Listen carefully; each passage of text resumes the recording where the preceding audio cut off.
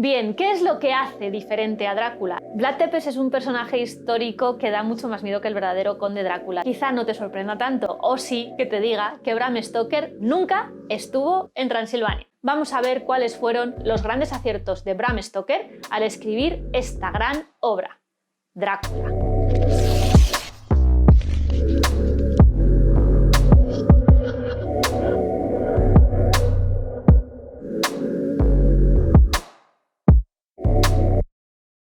Bram Stoker fue un escritor irlandés que nació el 8 de noviembre de 1847 y que principalmente fue conocido por su obra vampírica Drácula. Drácula no fue la única obra del escritor Bram Stoker y ahora mismo la vemos como un clásico, como una obra apasionante. Si no has leído Drácula, aunque no te guste el terror, lee Drácula, tampoco te vas a morir de miedo a estas alturas, ¿vale? Pero es súper apasionante la atmósfera que genera. La obra de Bram Stoker no se consideró digna de ser estudiada hasta 1983. Fue cuando por fin las academias inglesas decidieron que vale, que de acuerdo, que estudiarían la obra de Drácula.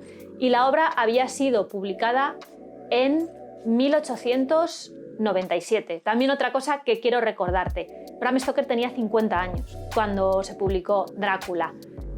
Hay veces que el gran momento de una obra, de un autor, no llega hasta más tarde de lo que nos gustaría.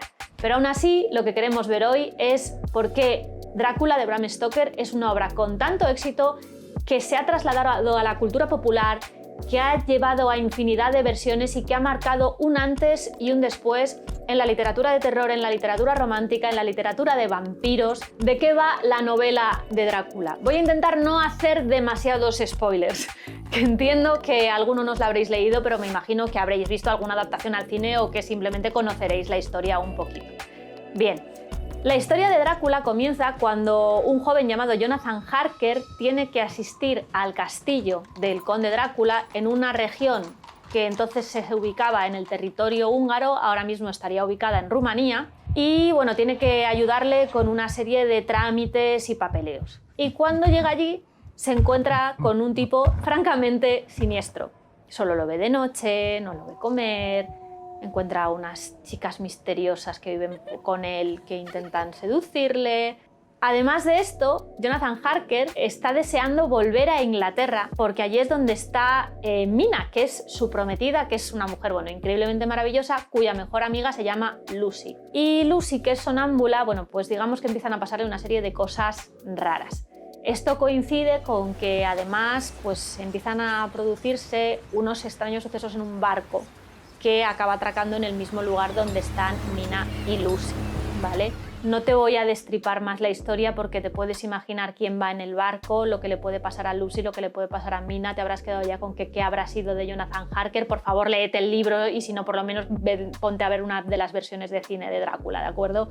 Porque de verdad vale mucho la pena Drácula. Bien, ¿qué es lo que hace diferente a Drácula? ¿Y qué hizo diferente a Drácula en el siglo XIX, ¿vale? Esto también es importante. Ahora sigue siendo una obra muy importante y es una obra que ha llevado a muchos temas de cultura popular, pero tuvo que haber un comienzo, ¿no? Un momento en el que dijeron, bueno, esto es impresionante. Bueno, para que os hagáis una idea, Oscar Wilde decía que era la mejor obra de terror de todos los tiempos. Era amigo suyo y Oscar Wilde era un tío orgulloso. O sea, que reconocer que otra persona había escrito la mejor obra de terror de todos los tiempos no era ninguna tontería. Lo primero que debes saber es que en esta época ya se estaba hablando del vampirismo con un cierto tono romántico. Si quieres ir a alguno de los vídeos que tenemos un vídeo previo en el que hablamos de escritores confinados y hablamos de la obra del vampiro de John William Polidori, que la escribió en una de las haciendas de Lord Byron, en un reto que les puso Lord Byron a él, a Mary Shelley, a Percy Shelley, y donde también salió Frankenstein, de hecho. El vampiro romántico, digamos que ya se estaba empezando a gestar, pero es Bram Stoker, con su obra Drácula, quien crea el verdadero icono de ese vampiro romántico. ¿Qué hizo? Bueno, pues se basó en una serie de obras. Por ejemplo, había un Penny Dreadful que escribió James Malcolm Rymer. Un Penny Dreadful, digamos que era una obra por entregas, ¿vale? Que valía un penny. Sabéis que hay una serie de hecho que se llama así precisamente porque está basada en este tipo de historias. Bueno, se llamaba Barney el vampiro, pero también hay obras como la que hemos mencionado de John William Polidori o Carmilla de Sheridan Le Fanu, que también era amigo de Bram Stoker. Aunque él en realidad estaba mucho más interesado en una criatura, en un ser histórico, legendario, o bueno, digamos que tiene una buena parte legendaria, que es la condesa Bathory, la que llamaban la condesa sangrienta, que era una mujer de la que se dice que secuestraba chicas jóvenes para bañarse en su sangre y bebérsela y mantener así su juventud. Digamos que Bram Stoker se bañó en todo esto, no en la sangre, ¿vale? Y con eso empezó a gestar esa historia de Drácula. Además de todo esto, él estuvo hablando durante bastante tiempo con un experto húngaro que le habló de cómo se trataba el vampirismo en aquel lugar, qué mitos había relacionados con todo esto. Y de hecho, si revisáis todas estas obras y la mitología húngara y demás, veréis que hay muchas cosas de las que aparecen en Drácula que ya aparecían antes. Por ejemplo, lo de no verse reflejados en los espejos es una forma de explicar que esas criaturas no tenían alma. Bueno, pues así con otra serie de detalles y por supuesto también vinculado con el tema de la sangre y la vida y la inmortalidad. Seguramente también habrás oído que en realidad Drácula fue un personaje histórico, que fue Vlad Tepes. Vlad Tepes es un personaje histórico que da mucho más miedo que el verdadero conde Drácula. Te voy a dejar en los comentarios del vídeo una radioficción que hicieron en Negra y Criminal, que a mí me dejó totalmente el cuerpo del revés de cómo trataba Vlad Tepes a sus invitados, sobre todo si esos invitados en realidad habían sido traidores y él quería vengarse de ellos. Pero incluso si eras un invitado, digamos, al que no le iba a hacer nada, tampoco lo pasabas demasiado bien porque había creado un decorado un poquito especial. Bien, os contaré una cosa curiosa que me explicó un amigo hace tiempo y que me sorprendió realmente, y es que Drácula no se iba a llamar Drácula, iba a llamarse simplemente el príncipe vampiro, que ahora lo vemos y quedaría como un poco cojo con lo bien que suena lo de Drácula, ¿verdad? Bien, digamos que este detalle lo añadió casi al final de la redacción de su obra, y esto fue gracias a un amigo suyo que era un turcomólogo, un investigador de la cultura turca, que le habló de muchísimos temas relacionados con todo lo que había sucedido en Hungría, Turquía, las guerras que había habido en aquellas regiones, también esos mitos vampíricos, un montonazo de cosas, ¿vale?, que él utilizó para documentarse. Arminius Banbury, que es este turcomólogo del que te estoy hablando, le dio un libro de Emily Gerard que se llama Informe sobre los Principados de Valaquia y que fue en el que él se basó para documentar todo el entorno donde transcurre, aparte de Inglaterra, toda la historia de Drácula. Después de esto, quizá no te sorprenda tanto, o sí que te diga que Bram Stoker nunca estuvo en Rumanía ni, por supuesto, en Transilvania. Bien, entonces, si Bram Stoker no conocía especialmente la figura de Vlad Tepes, sino que se había basado más en el entorno, el lugar y había tomado su nombre, ¿de dónde sacó esa idea para ese Drácula tan temible? Bueno, hay algunos que dicen que el aspecto del conde Drácula es una unión, una combinación de elementos de Henry Irving y Franz Liszt, un actor y un compositor. Franz Liszt seguramente te sonará, y que pues que combinó sus rasgos y que con eso montó una descripción del conde Drácula. A ver, dependiendo de si te mola dar miedo o si tienes una sensibilidad más millennial, pues a lo mejor te sienta fatal, ¿no? Te puede hacer ilusión o te puede sentar mal. Pero es muy curioso. A mí una cosa que me llamó muchísimo la atención es que hace cosa de un año y pico estuve en un congreso de literatura gótica y me tocó presentar a un estudioso de una universidad inglesa que nos estuvo hablando de orígenes del mal, de cómo se había integrado en diferentes entornos todo lo que suponía estudiar de dónde venía la maldad, ¿vale? Y nos llevó al tema de la frenología. No sé si conocéis un poco en lo que consiste la frenología. Digamos que es una pseudociencia, ahora se considera pseudociencia, tenía para algunas personas cierta fiabilidad en el siglo XIX. Lo que estudia es si nuestra personalidad está condicionada por nuestras facciones, es decir, si hay caras de malo y caras de bueno, ¿vale? O caras de listo, de tonto, o de bordadora, o de piloto de carreras, ¿vale? Puede llegar hasta esos puntos. Ahora mismo esto está totalmente desbancado, pero es muy curioso leer ahora la descripción que hace Jonathan Harker al comienzo de la obra de Drácula en su diario, y te la voy a leer.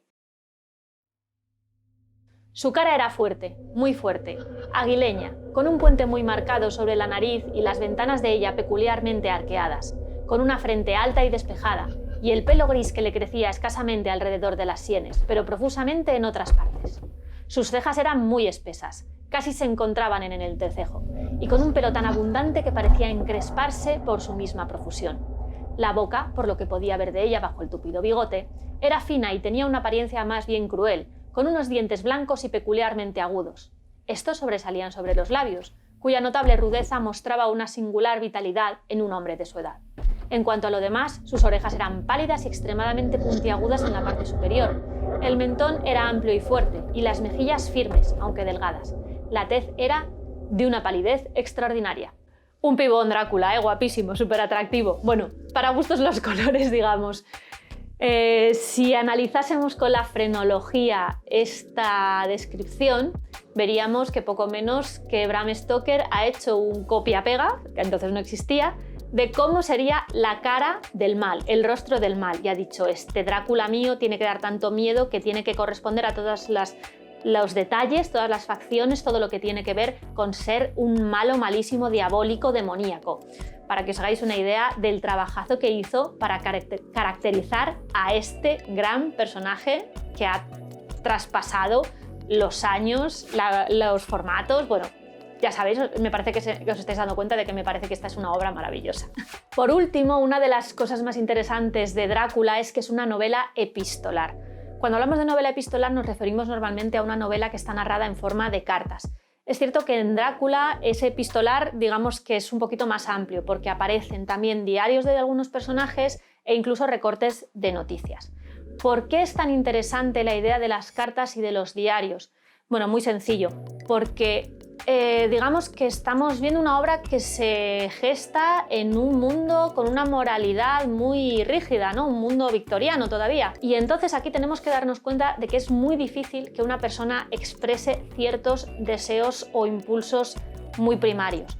Pero si los expresase, si los pudiera expresar, ¿dónde los expresaría? Pues probablemente en su diario o en cartas muy, muy, muy personales. Otro detalle muy curioso que utiliza Bram Stoker es que solo utiliza los diarios y las cartas de aquellos personajes que le interesa que los utilicen, porque no perdería un poquito de misterio Drácula si supiéramos todo el rato cómo piensa y lo que quiere hacer. ¿No es mejor desconocer cuáles son sus oscuras intenciones? Además de esto, es importante que nos demos cuenta de que Bram Stoker ha organizado muy bien esta estructura de cartas, diarios, noticias, otra vez carta, el diario de uno, el diario de otro. No es fácil hacerlo, ¿vale? Entonces esto también tenedlo en cuenta, que a veces hay que hacer un poco de juegos malabares para combinar esos diferentes documentos, pero Bram Stoker sabe cómo hacerlo y fíjate en cómo lo hace, como siempre digo, fíjate en cómo lo hacen los escritores.